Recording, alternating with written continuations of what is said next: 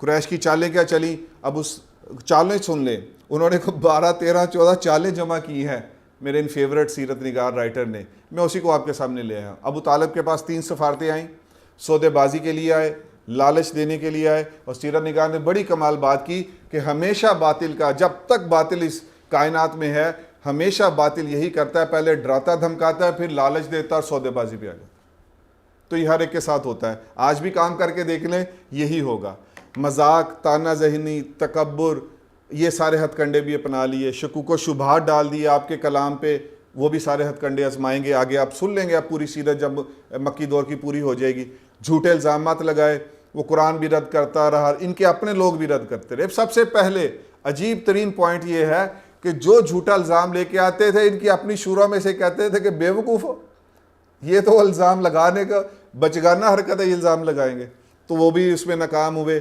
قید و بند کی انہوں نے قید و بند میں بھی رکھا انہوں نے صحابہ کو، اس میں بھی ناکام ہوئے. خوف اور تشدد، اس میں بھی ناکام ہوئے. مسلمانوں کا تعاقب کیا، ہجرت حبشہ آگے آئے گی، اس میں آپ سن لیجئے گا. بائیکاٹ کیا شیب ابی طالب میں، وہ بھی سن لیجئے گا. معجزات اور سپر نیچرل صلاحیتوں کا مطالبہ کیا، وہ بھی سن لیجئے گا. یہودیوں سے رابطے اور سوال کر کے لائے کہ ایسے سوال دو کہ جن کا جواب نہ دے سکے، اس میں بھی منہ کی کھانی پڑی. اللہ پاک نے سورہ کہف اتار دی. تو یہ قریش نے، یہ تو چند چالیں میں نے درجن بھر آپ سے عرض کی ہے، یہ چال در چال در چال وہ چالیں چلتے رہے، کچھ حاصل نہیں ہوا. اب میں ان ساری جو چالیں آپ کے سامنے گنائی ہیں ان کو میں ون بائی ون اس کا کرکس نکالتے ہوئے تو ہم آگے چلتے ہیں سیرت کے اپنے اس سفر میں.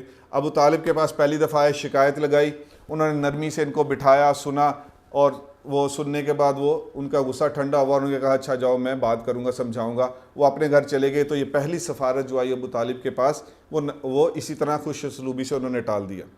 اور ان کا خیال یہ تھا کہ چونکہ ابو طالب کے زیر کفالت ہے تو اس لیے ان سے کہہ کے تو ان کو دیکھا کیسی سائز یہ سائیکی. اب میرے پاس تو وقت بہت ہے الحمدللہ، لیکن مجھے پتہ لوگوں کے پاس اتنا نہیں ہوتا، ورنہ میں یہ سمندر جو ہے اس میں سے ایسے موتی لوگوں نے لکھے ہیں، میں دل کرتا ہے کہ میں لا لا کے آپ کو سناتا ہی جاؤں اور قبر تک سناتا جاؤں. تو انہوں نے لکھا کہ زیر کفالت تھے، اس لیے کہا ٹھیک ہے. چند بڑے آئے، انہوں نے کہا ٹھیک ہے ابو طالب سے کہو، اور وہ ان کے زیر کفالت ہے، ان کو کہاں انکار کریں گے، چلو. تو یہ آج بھی ایسا ہی ہوتا ہے کہ یہ ایجنسی کو بھیج دو، فلاں کو بھیج دو، یہ بڑے کو کہہ دو. یہ ساری چیزیں آپ کو اپنے معاشرے میں آج بھی نظر آئیں گی. پھر دوسری دفعہ 7 بدماش آئے ابو طالب کے پاس، دھمکی لگائی کہ آپ راستے سے ہٹ جائیے، آپ سے کہا تھا آپ نے نہیں مانا، آپ راستے سے ہٹ جائیے اور ہم دونوں کو جنگ کرنے دیں، یہاں تک کہ کوئی ایک فریق باقی رہ جائے گا اور ایک ختم ہو جائے گا.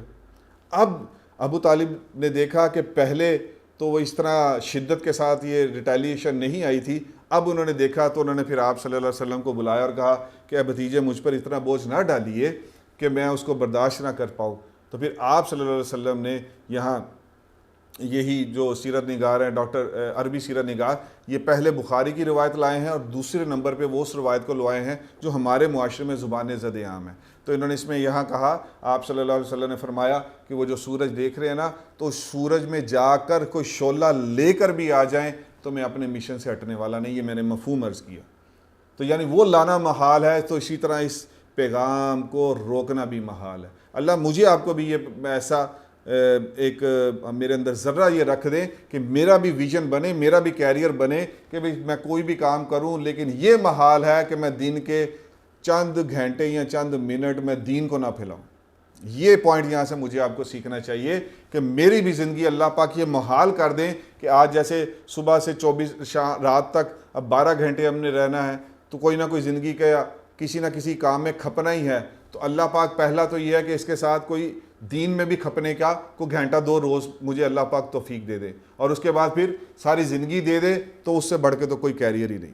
تو بہرحال یہ تیسری دفعہ ابو طالب کے پاس آئے اور پھر انہوں نے کہا کہ یہ عمار ابن ولید ایک بہت ہی بڑا قریشی نوجوان لڑکا تھا، انتہائی خوبصورت مالدار تھا.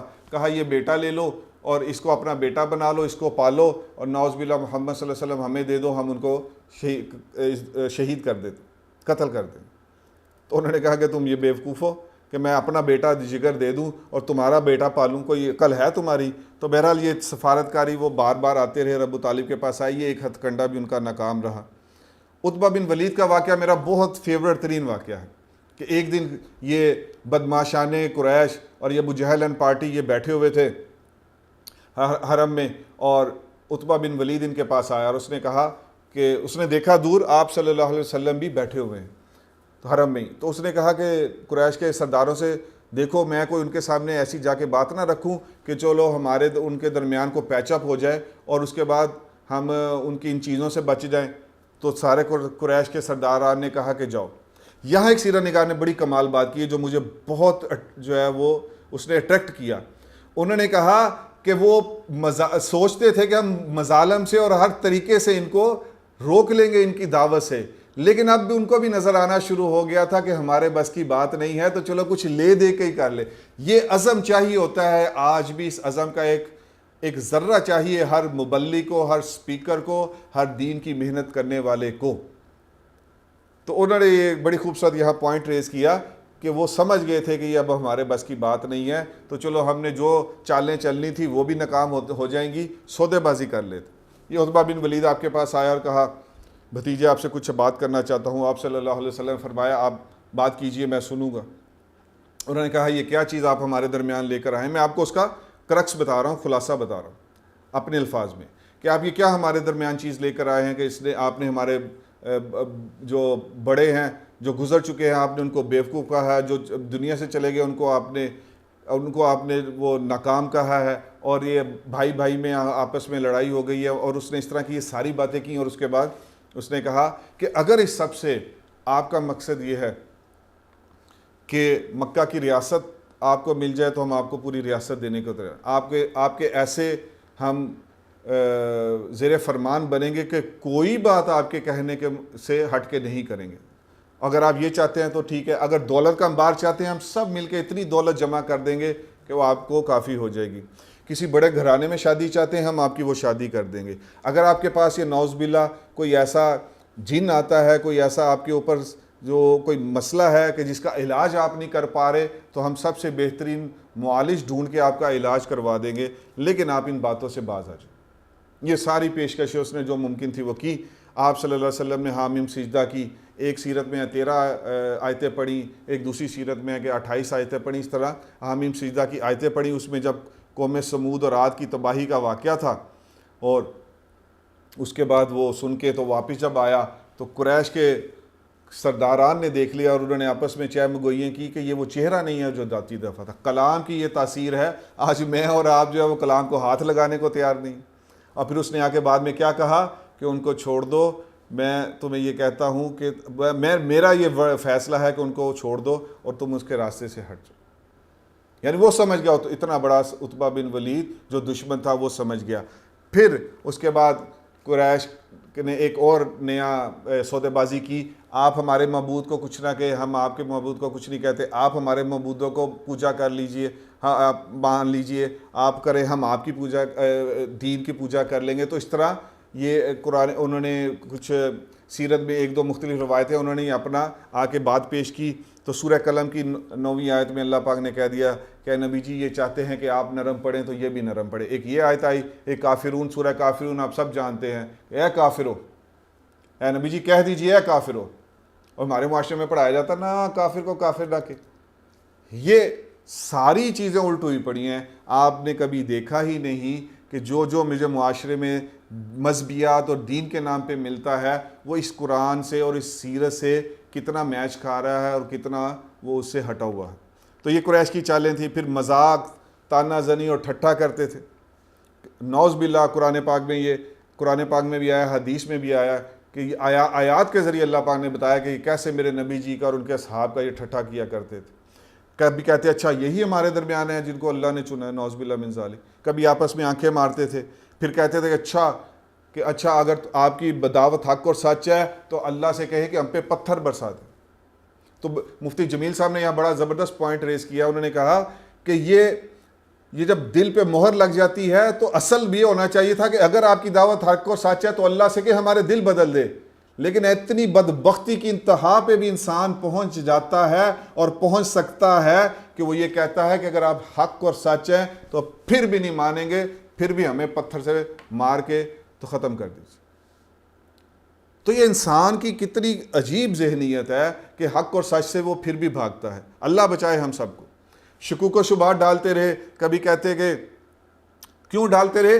کہ تاکہ ان کے قریب آنے والے جو ان کی طرف مائل ہونے والے ہیں یا جو باہر سے آئیں گے حج کے دنوں میں وہ ان کی دعوت کو نہ سنیں. اس لیے شکوک و شبہات کو وہ ابھارنا شروع کر دیا معاشرے میں.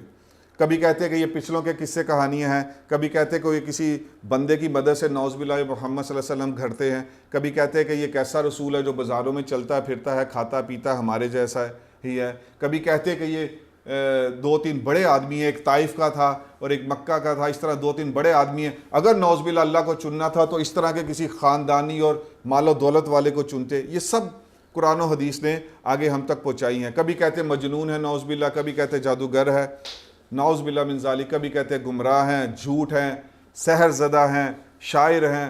اور مزے کی بات ہے کہ قرآن نے بھی اس کا رد کیا اور ان کے ابو جہل پارٹی میں سے تھوڑے سے عقل والوں نے بھی ان کا اسی وقت رد کر دیا تھا کہ اس باتوں سے تمہیں کسی نے نہیں لینا, الٹا تم پہ بیک فائر ہو جائے گا. اور وہ ہوتا بھی رہا. تو بہرحال یہ قریش کی چالیں چل رہی ہیں. آگے پھر انہوں نے معجزات اور سپر نیچرل صلاحیتیں کا کہا, یہ معجزہ لے کے آئیں, یہ لے کے آئیں, پھر مانیں گے, یہ لے کے آئیں, پھر مانیں گے.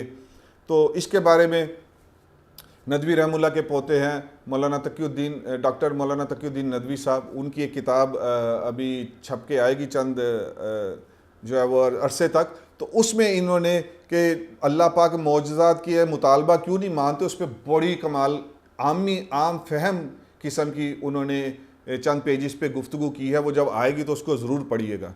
اور کبھی کہتے ہیں کہ آپ فرشتہ کیوں نہیں اترا, خزانہ کیوں نہیں ان کے ساتھ, اچھا کوئی باغ ہوتا یہ اس میں سے کھا پی لیتے, اس طرح تو زندگی نہ گزارتے یہ جیسی ان کی زندگی ہے. اور کبھی کہتے ہیں کہ اچھا یہ زمین سے چشمہ جاری کریں ہم پھر آپ کو مان لیں گے, نہریں جاری کریں ہم آپ کو مان لیں گے. اچھا یہ مکہ کے پہاڑ ہے, یہ تنگ جگہ ہے, تھوڑا ان کو پہاڑوں کو پیچھے کریں اور زمین کو ہموار کروائیں آپ اپنے اللہ سے کہہ کے, تاکہ ہم کاشتکاری کریں, ہمیں کھانے پینے کو اور فراوانی ہو چیزوں کی. یہ مطالبات بھی کرتے رہے. سونے کا گھر نہیں آپ کے پاس, سونے کا گھر ہو. اچھا ہمارے باپ داد میں سے کچھ صحیح کو زندہ کرے, ہم ان سے پوچھیں گے کہ کیا یہ نبی ہیں, اگر انہوں نے کہہ دیا نبی ہیں تو ہم مان لیں گے. تو یہ ساری قریش کی چالیں تھیں اور یہ ساری ون بائی ون یہ ناکام ہوتی رہی. کبھی کہتے ہیں ہمارے سامنے آسمان پر چڑھ کے جائیں اور کچھ لے کے آئیں اور اس طرح کی باتیں کریں. تو میں اس کا خلاصہ آپ سے عرض کرتا ہوں. ہم یہ کہتے ہیں وہ یہودی دیکھو 5 سال کی پلاننگ کرتا ہے, ہم مسلمان اس لیے مار کھا رہے ہیں, ہم پلاننگ نہیں کر رہے. یہ ساری باتیں کر کے تو چلو جی یہودیوں پہ ڈال دیا, چلو جی ہندوؤں پہ ڈال دیا, اور چلو جی کسی الہاد پہ ڈال دیا, چلو جی وہ لبرلزم پہ ڈال دیا. میرے آپ کا کوئی قصور نہیں. جبکہ یہاں میں اس کا سم اپ کر رہا ہوں, یہاں پوائنٹ کیا ریز کرنا چاہ رہا ہوں. پلان 1, پلان اے ناکام, پلان بی ناکام, قریش نے پلان سی لگایا, پلان ڈی لگایا, پلان ای لگایا, پلان ایف لگایا, اور میں کتنے پلان تو آپ کو درجنوں بھر گنا چکا ہوں 1 بائی 1 کر کے. سارے پلان ناکام ہوئے. اس سے یہ نتیجہ نکلتا ہے جو بھی سیرت پہ آ کر اپنی محنت کا آغاز کرے گا, سیرت کی روشنی میں اس کی محنت ہوگی, یہود ہنود عالم کفر جتنے مرضی پلان کر دے سارے اسی طرح وہ ردی کی ٹوکری میں جائیں گے جیسے اس وقت مکہ کے دور میں گئے. صرف کمی میرے میں اور آپ میں ہے, ہماری سیرت سے دوری ہے, ہماری وہ تنگ نظری ہے, چھوٹی چھوٹی چیزوں میں ہم اس وقت قید ہیں, اس سے باہر نہیں آ پا رہے, آنا ہی نہیں چاہ رہے.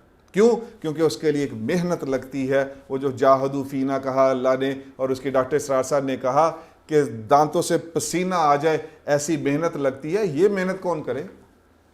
ایسے تو موجہ لگی ہیں. I mean why to go on that path نا, کیوں جائیں ادھر؟ تو یہ وجوہات آپ کو سمجھ آنی چاہیے کہ یہ قریش کی چالیں تھی. پھر آخری حربہ یہودیوں سے رابطہ کیا اور نظر بن حارث اور عقبہ کو اور عتبہ کو اور پتہ نہیں کس کس ابو جہل پارٹی کو بھیجا. انہوں نے 3 سوال لکھ کے بھیجے. اصحاب کہف کے بارے میں پوچھے, ذوالقرنین کے بارے میں پوچھے, روح کے بارے میں پوچھے, اور وہ بھی اس پہ بھی منہ کی کھانی پڑی. پھر خوف, تشدد, وہ آپ ابھی آگے دیکھ لیجئے گا. پھر سٹیٹس کے مطابق کرتے تھے. اگر کوئی بڑے مالدار کا بیٹا ہوتا تو اس کو ابو جہل جا کے ڈراتا دھمکاتا, اور اگر کوئی غلام اور غریب ہوتا تو اس کو تو وہ آپ جانتے آگے سن لیں گے کہ اس کو تو ایسی اذیت دی ہے کہ وہ انسان آج بھی سن کے کام جاتا ہے. تو تو یہ ملامت بھی کی، باپ دادا کو اس کے کہتے تیرا باپ اگر امیر ہوتا کہتے تیرا باپ دادا تو اس دین پہ تھا پھر وہ کافر مرا، اگر تو صحیح ہے تو اس طرح اس کو ملامت کرتے، تاجر ہوتا کہتے تیرا مال برباد کر دیں گے، تجارت تو تجھے کرنے نہیں دیں گے۔ اب سوچیں آپ سے آج کوئی آ کے کہے کہ دین پہ آنا ہے، دین پہ چلنا ہے، آگے جو دجالی دور ہے اس میں نہ نوکری ہے، نہ کیریئر ہے، نہ مال ہے، ہماری کتنی تیاری ہے، ہماری نسل کی کتنی تیاری ہے کہ وہ صحابہ رضوان اللہ علیہم اجمعین والی مثالیں زندہ کر دے؟ آپ سے میں نے درخواست کی تھی، اللہ آپ کو جزائے خیر دے، میں نے آج 10 منٹ اوپر لیے، 40 منٹ کا لیکچر ہوتا ہے، لیکن میں نے کہا کہ یہ سارا سم اپ کیجئے۔ اللہ کا واسطہ دیتا ہوں اس بات کو بار بار سنیں کہ کن دور، مکی دور میں کیسی زندگی تھی، اور ہمارے لیے تو یہ اے سی کے روم میں بیٹھ کر اور ہم نے تو صرف دین کو ریوائیو کرنا ہے، وہ نہیں کر پا رہے۔ کیوں نہیں ہو پا رہا؟ بس یہ خود سوچیے اور خود اس کا جواب ڈھونڈنے کی کوشش کیجئے۔ اللہ پاک جو کہا سنا اس پر عمل کرنے کی توفیق عطا فرمائے۔ سبحان اللہ و بحمدہ، سبحانک اللہم و بحمدک، اشہد ان لا الہ الا انت، استغفرک و اتوب الیک۔ آمین۔